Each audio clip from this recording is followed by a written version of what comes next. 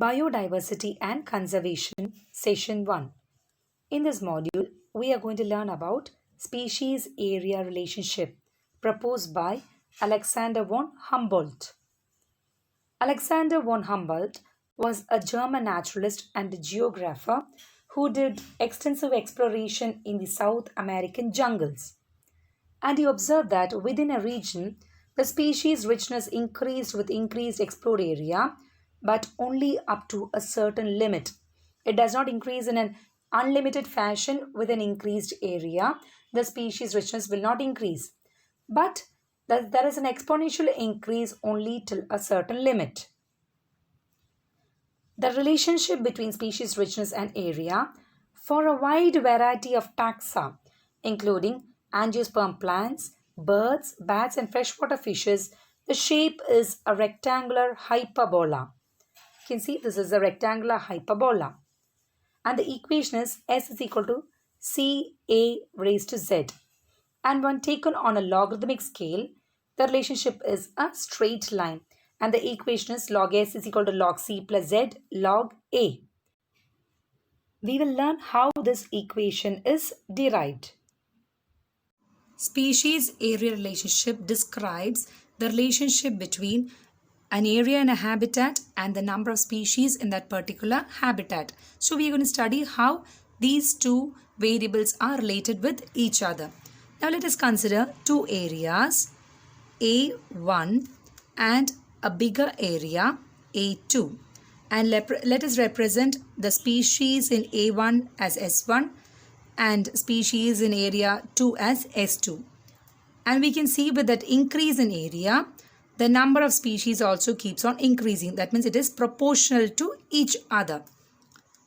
A1 is less than A2 and S1 is less than S2. So we can tell that species richness is directly proportional to the area under exploration. And that too, it is taking place at an exponential rate. That's why it is represented as Z. So when we convert this into an equation, S is equal to Ca raised to Z, where C is a constant, A is the area, Z represents the increase at an exponential rate. It is called as slope of the line. I'll explain to you what is the slope of the line, and S represents the species richness.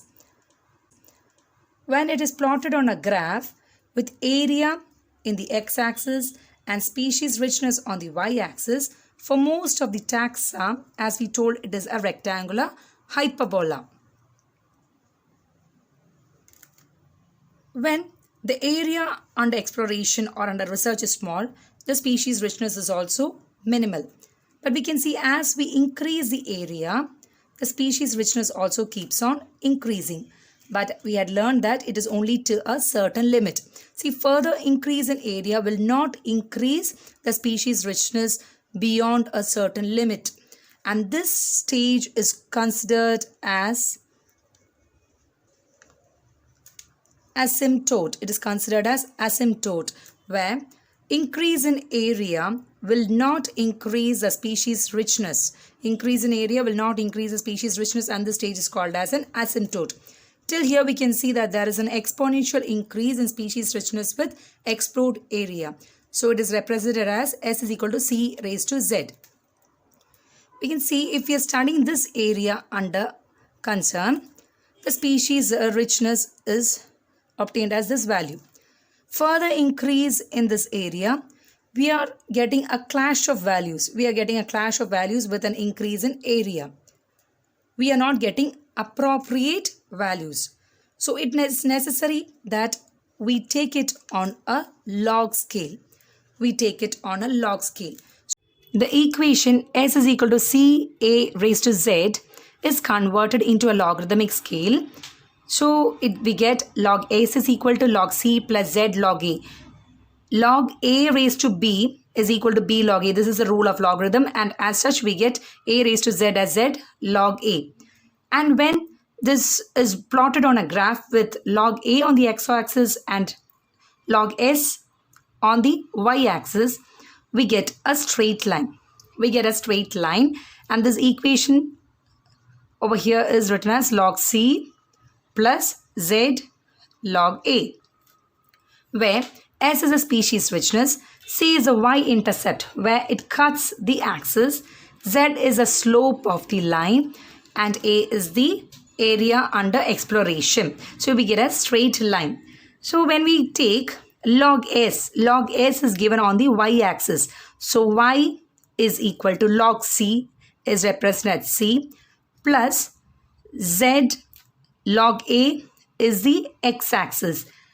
If you write as y is equal to C plus mx, we know this is the general equation of a straight line. This is the general equation of a straight line where m is the slope of the line, C is the y-intercept where it cuts the y-axis. So this is the equation of a straight line, and that is why Z is called as the slope of the line, or it is called as regression coefficient. It is called as regression coefficient.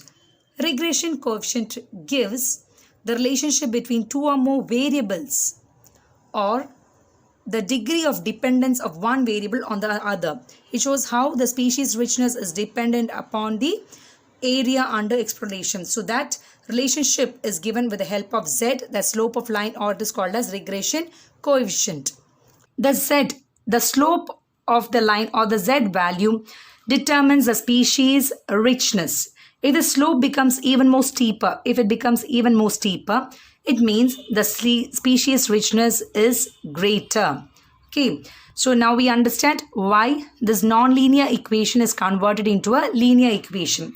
Because when we try to plot the species richness manually with the increase in area, we do not get the appropriate values.